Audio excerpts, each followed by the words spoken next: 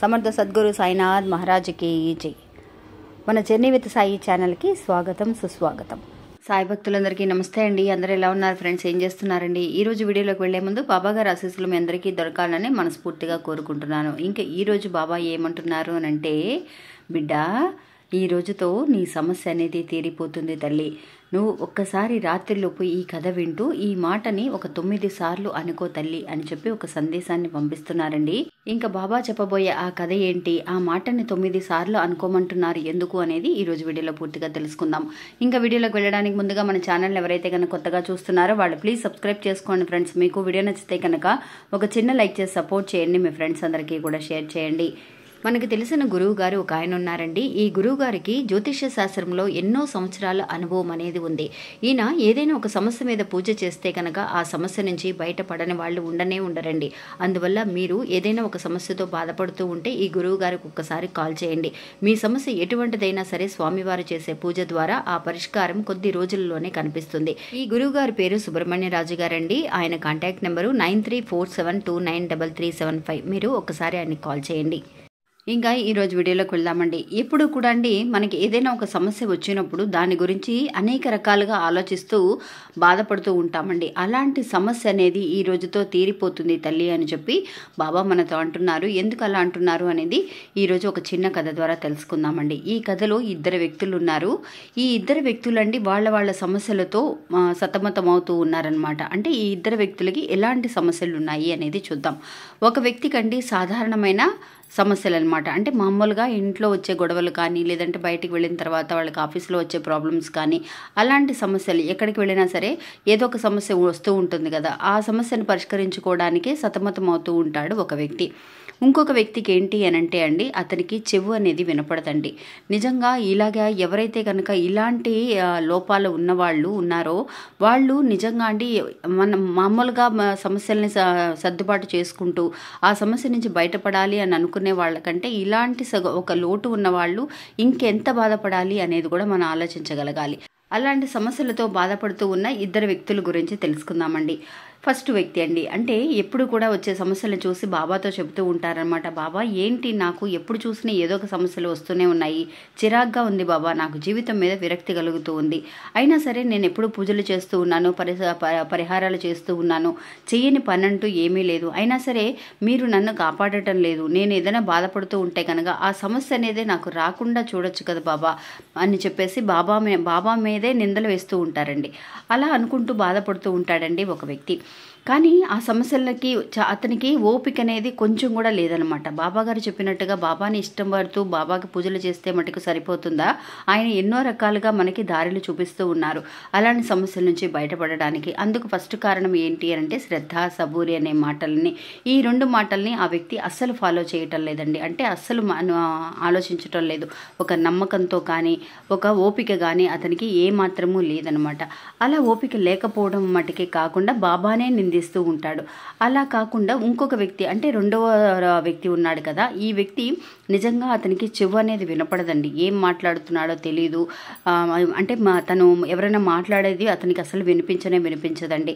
అలా ఉంటే కనుక ఏ పని చేయాలన్నా కష్టం. ఇంట్లో వాళ్ళందరూ కూడా చాలా విసుక్కుంటూ ఉంటారు. ఇంట్లో ఉన్న వాళ్ళు సరిగ్గా ట్రీట్ చేయట్లేదని అతను చాలా వరకు కూడా మనసులో బాధ ఉన్నా కూడా బయటికి అసలు చెప్పుకోడండి. అందరూ సైకిల్ చేస్తూ ఉంటారు. ఏదైనా మాట్లాడుతూ ఉంటే చెవుకి మిషన్ ఉన్నా కూడా అండి అందరూ కొంచెం ఎగతాళిగా చూస్తూ ఉంటారు కదా. ఇంట్లో వాళ్ళే సరిగ్గా పట్టించుకోనప్పుడు అయ్యో నా జీవితం ఏంటి ఇలా అయిపోయింది అని చెప్పి ఏ రోజు కూడా బాబాని నిందించడం కానీ, నాకు ఇలాంటి ఒక పరిస్థితి వచ్చింది ఏంటి బాబా అని కానీ బాబాని ఏ రోజు కూడా అడగలేదండి. ఇంకా కూడా బాబా నాకు మంచిగా ఆ చెవుకు ఆపరేషన్ అవటం కానీ సరవుతుంది అన్న నమ్మకంతో అతను అలాగా ఉంటూ ఉంటాడండి. మిగతా వాళ్ళు ఎగతాళి చేస్తూ ఉన్నా, ఏం మాట్లాడుకుంటూ ఉన్నా, అతను ఎవరైనా సరే ఎదురుగా ఉన్న వాళ్ళు ఏదైనా మాట్లాడుతూ ఉన్నప్పుడు అతనికి నచ్చలేదనుకోండి, ఇంకా మిషన్ చెవుకు పెట్టుకోకుండా తీసేసి పక్కన పెట్టేస్తూ ఉంటాడు. అవసరమైనప్పుడు మట్టుకే పెట్టుకుంటూ ఉంటాడు.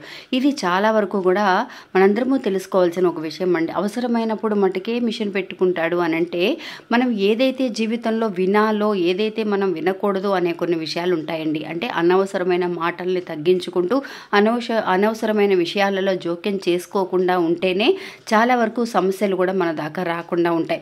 అది అతను ఇంకా కూడా హ్యాపీగానే సంతోషంగానే ఉన్నాడండి. ఎందువల్లంటే ఇలా చూస్తూ ఉంటాడనమాట. అందరినీ చూస్తూ ఉన్నాడు. ఎన్నో రకాల సమస్యలతో బాధపడుతూ ఉన్నాను. నా జీవితం ఎంతో పర్వాలేదు, నేను హ్యాపీగా ఉన్నాను, నాకు ఈ లోటు ఉండడం వల్ల నేను కొన్ని సమస్యల నుంచి తప్పించుకోగలుగుతున్నాను. ఎవరు కూడా తొందరగా ఇతని దగ్గరికి రారండి. మామూలుగా అందరిలాగానే చక్కగా చెవి వినపడుతూ మాట్లాడుతూ హ్యాపీగా ఉండగలిగితే ఎన్నో సమస్యలు బాధపడే వాళ్ళు ఉన్నారు. నాకు అలాంటి సమస్యలు లేవు బాబా. నాకు అవసరమైతేనే ఎవరైనా వచ్చి మాట్లాడుతూ ఉంటారు. మిషన్ పెట్టుకో అని చెప్పి సైక్ చేస్తూ ఉంటారు వాళ్ళ ఇంట్లో వాళ్ళు, ఏదైనా ముఖ్యమైన ఒక విషయం చెప్పాలి అని అంటే కనుక. అలా నా జీవితం హ్యాపీగానే ఉంది బాబా అని చెప్పేసి బాబాకి ధన్యవాదములు చెబుతూనే ఉంటాడండి. ఏ రోజు కూడా తను ఉన్న పరిస్థితిని చూసి తను ఎప్పుడూ కూడా ఆందోళన పడలేదు. ఇప్పుడు ఈ ఇద్దరు వ్యక్తులకు ఉన్న తేడా అనేది మనకు తెలిసిపోతుంది. మామూలు సమస్యలతో ఉన్న వాళ్ళే మనం సతమతం అవుతూ ఉంటే ఇలాంటి ఒక సమస్య అనేది చాలా వరకు కూడా మనుషుల్ని బాధపెడుతూ ఉంటుంది. కానీ అలాంటి వాళ్ళే చాలా ధైర్యంగా ఉండగలుగుతున్నారండి. అలాగే ఎప్పుడైతే ఆ నమ్మకంతో ఉన్నాడో రెండో భక్తుడు, నిజంగానే బాబా అతనికి ఒక మంచి దారి చూపించాడండి.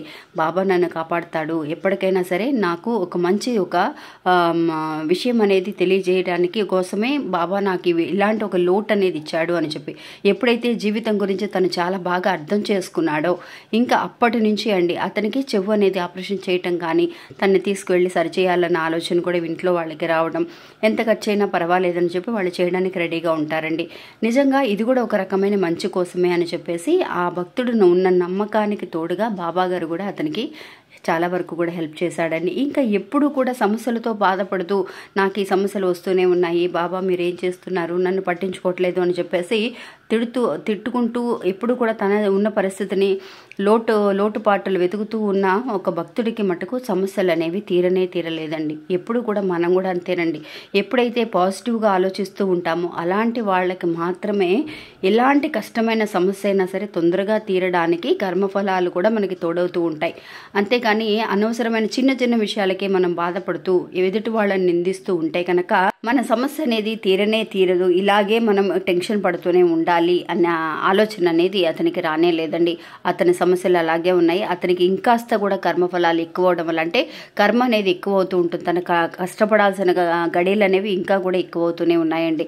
అందువల్ల ఎప్పుడు కూడా ఎంత పెద్ద సమస్య వచ్చినా మనం బాధపడాల్సిన అవసరం లేదు. ఇంకా పైగా ఆ భక్తుడండి రెండో భక్తుడు ఎప్పుడు కూడా పడుకునేటప్పుడు బాబాకి ధన్యవాదాలు చెబుతూ ఉంటాడనమాట. నాకు ఇలాంటి ఒక జీవితాన్ని ప్రసాదించినందుకు మీకు ధన్యవాదములు తెలియజేస్తున్నాను బాబా అని చెప్పి రోజు కూడా అండి ప్రపంచానికి కానీ అతనికి జీవితాన్ని ప్రసాదించిన ఆ భగవంతుడికి కానీ రోజు 9 సార్లు ధన్యవాదములు బాబా అని చెప్పేసి అనుకుంటూ పడుకుంటాడండి. అలాగే అతనికి నిజంగానే చాలా మంచి జరిగింది. అందువల్ల ఉన్న జీవితాన్ని మనం సక్రమంగా సాగించాలి అని అంటే కనుక మనకి ఈ జీవితాన్ని ఇచ్చిన భగవంతుడికి, మన తల్లిదండ్రులకి ధన్యవాదములు తెలియజేస్తూ కనుక మనం నిద్రించగలిగితే మన జీవితం కూడా ఎంతో సాఫీగా సాగుతుంది.